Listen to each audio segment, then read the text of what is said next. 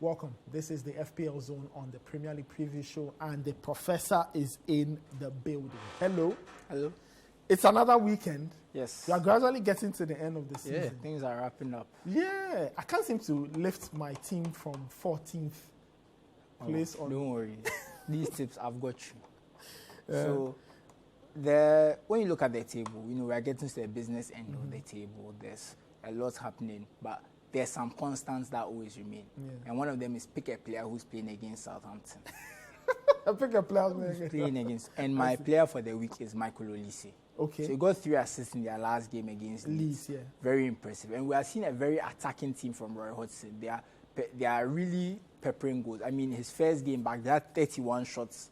That was one of the highest. They are struggling, and they weren't even getting shots on target before that. So that should just tell you how much he rejuvenated the team. The reason I've picked Olise is he got 3 assists in the last game. It looks like he's going to be central to everything Crystal Palace do. And the last thing I want to add is Olise is there for the long run.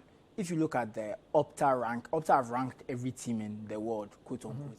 And per the Opta rankings, Crystal Palace have the easiest games going into the running. So it looks like Olise will have a lot of easy games and he'll be getting you a lot of points. So Olise is a great person to have. Okay. So I think he's on a must-have at this point in the season. And I think because Wilfred Zaha is injured, you can also think of Eberechi Eze and even Jordan Ayew, who scored 2 goals. I mean, we know we are talking about defensive strikers and that kind of stuff, but because Palace have easy games, these attacking players are really... The level really cracks me up, defensive strikers. Anyway, so Michael Olise, he's somebody you should have.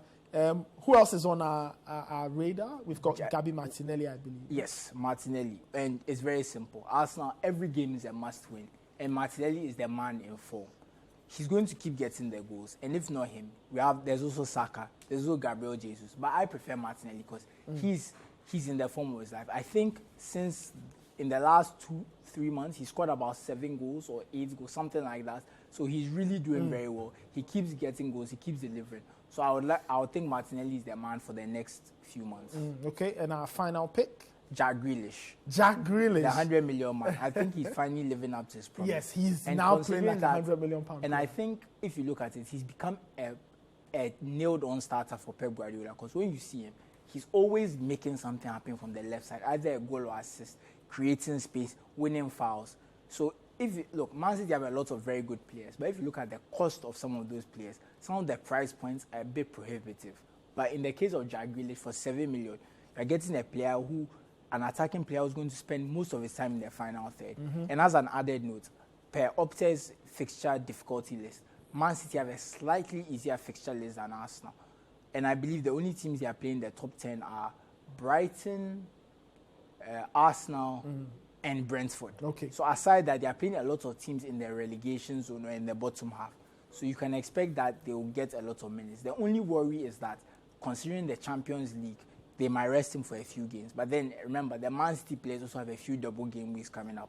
So you want to have 1 or 2 Manchester City attackers, preferably Jack Grealish, in case Erling Haaland is too expensive for you. I see. So Martinelli, Grealish, Olise, and these guys are the guys who deliver this weekend. Yeah, this weekend, I expect them to deliver. I expect them to deliver big, because especially considering how bad Leicester City have looked, Grealish is nailed on. Southampton, we know their story. Week after week, they are giving us points. And Arsenal, like I've always said, when Arsenal play against teams in the bottom half, they tend to get it done, more so away from home. Okay, we'll see. Very interesting stuff there. Let's have a look at the fixtures before we head out. The fixtures one last time before we head out and see what I can get out of the professor. So there you see the fixtures: Villa, Newcastle, Everton, Fulham, Spurs, Bournemouth, Palace, Southampton, Chelsea, Brighton, Wolves, Brentford, Man City, Leicester, West Ham, Arsenal, Nottingham Forest, Man United, and Leeds versus Liverpool. You can give us as many predictions as you want. Well, I would say for the betting men, avoid Fulham. I think they've checked out of their season, considering everything in the FA Cup. Mitrovic is not around. Yeah. They've survived. There's no prospect of European football. I just don't see a team that's going to be very motivated for the rest of the season. And the Aston Villa-Newcastle game is going to be a cracker.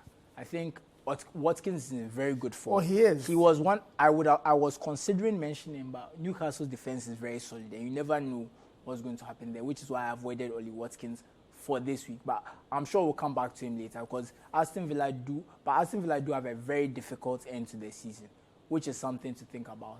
And which other? I think the Wolves-Brentford game will be very interesting as well. I think that's one worth watching. Okay. And then your very good friends Todd Bowley and his men at Chelsea. Todd Bowley, we are thinking of next season. This season is over. We are coming for next season. The Bowley revolution will start properly. So right. I don't talk about my favorite 09 world football right now.